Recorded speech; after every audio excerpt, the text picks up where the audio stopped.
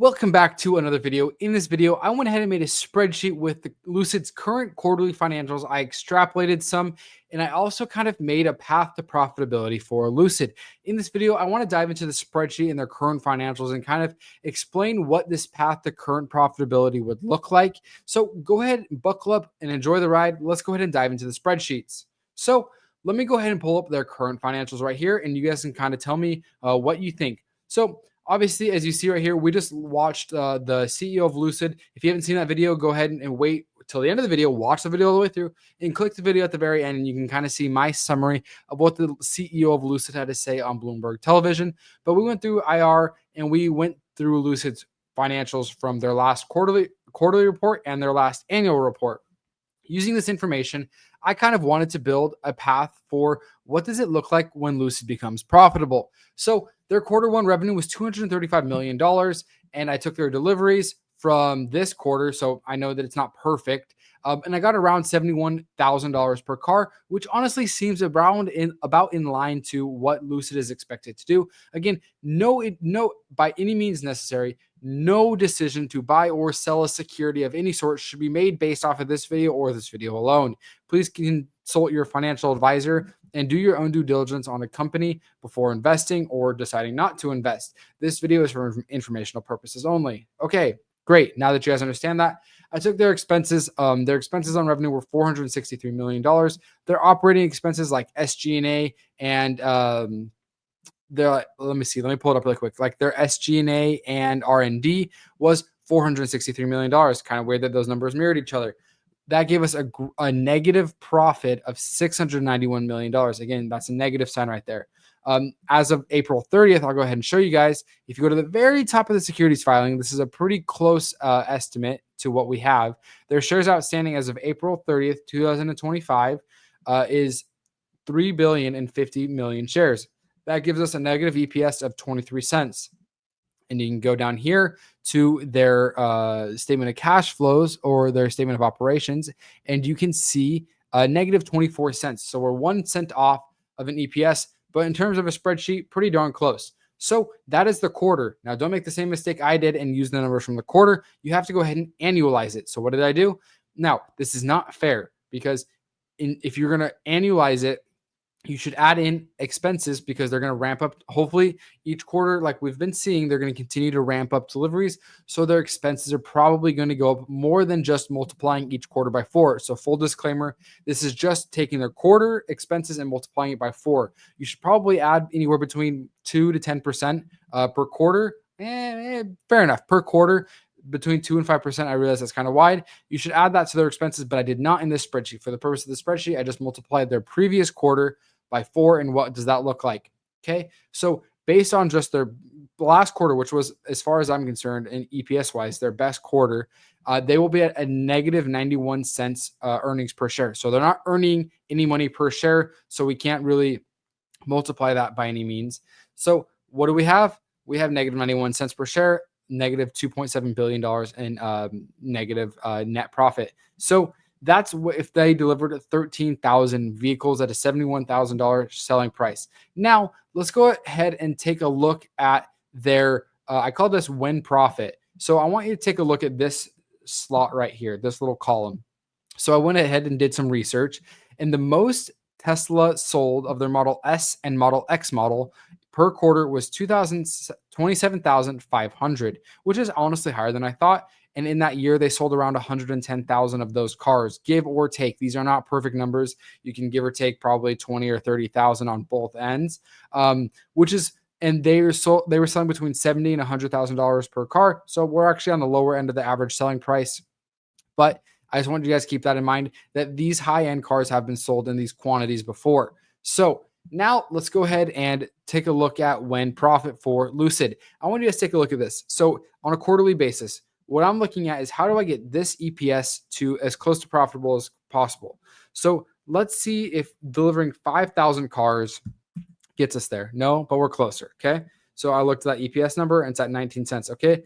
Let's deliver 7,500 cars, 13 cents, negative 13 cents, closer. Let's do 10,000 cars per quarter, negative 7 cents. Okay. Let's do 15,000 cars per quarter. That's 5 cents. Okay, so we're EPS profitable. Let's do $12,000 per quarter. Okay, no, 13,000 per quarter. Boom.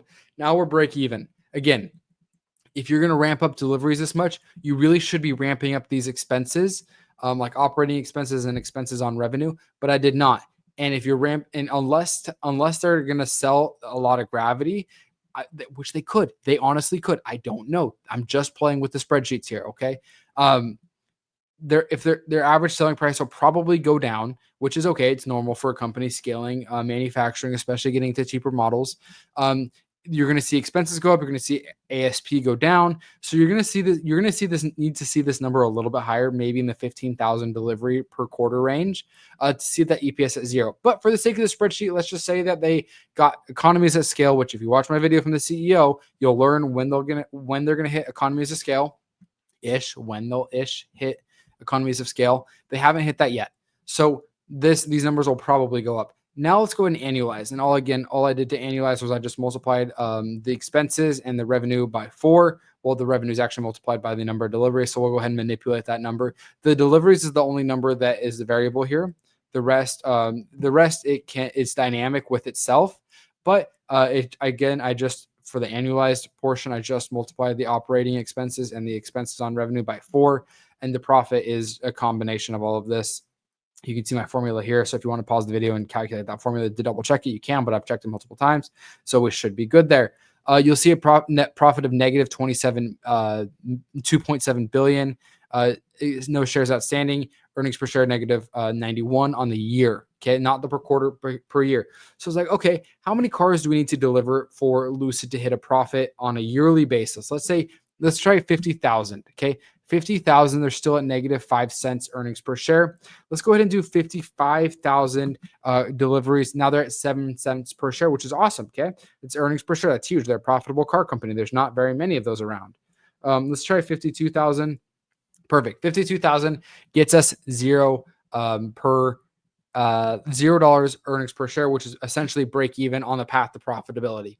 So now let's go ahead and take a look at what their current year is going to look like. Their goal is to hit 20,000, which he talks about with Ed Ludlow. So if you want to see that interview, click the video after this video, but don't click off yet. Wait.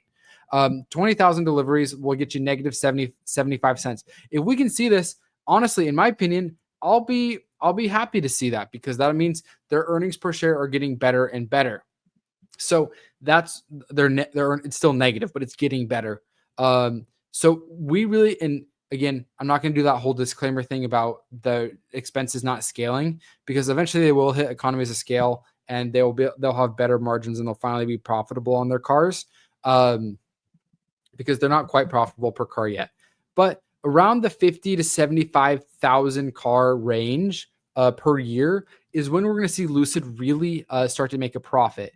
So, and this is just my opinion. Again, this is just a stupid spreadsheet. So don't put any weight on this in terms of buying or selling securities. This is just for informational purposes only. So now let's look at when. So I did this already ahead, just so I could kind of like figure out what I was going to talk about. And I wrote down some keynotes. Average selling price will go down when the 50,000 model is introduced. How much? I don't know. When we learn more about this on their earnings call, I can go ahead and revise this spreadsheet with y'all. Expenses and OPEX will likely only go up when scaling to $50,000 cars. That's these. So the profit's going to get hit. So that's not factored in my calculation. There could be possible dilution ahead, meaning their shares outstanding go up. So we could see 4 billion shares. I don't know. We could see maybe they buy back their shares. I don't know. Anyways, this number did not change. That's important to know. And there's no multiple factored in here. Once they start to have a profit, we can start to do multiples. But this is kind of my breakdown on Lucid's path to profitability. So let me know down in the comments. Do you guys think that this is accurate? Am my numbers correct? Am I really missing the boat on something here? I would be fascinated to know. Just let me know down in the comments what you think. I'm super available to have a discussion in the comments. Like, hey, I'm super, super open to it, I guess I should say. So let me know what you guys think down in the comments. I really enjoyed putting this spreadsheet together. I did it live. So if you guys want to see me do stuff like live like this, consider subscribing. But I hope you guys have enjoyed this video. Again, if you want to see that interview with the CEO, go ahead and click somewhere around here for that video, because it was a really informative interview. Like always, I appreciate you guys a ton. Thanks for watching.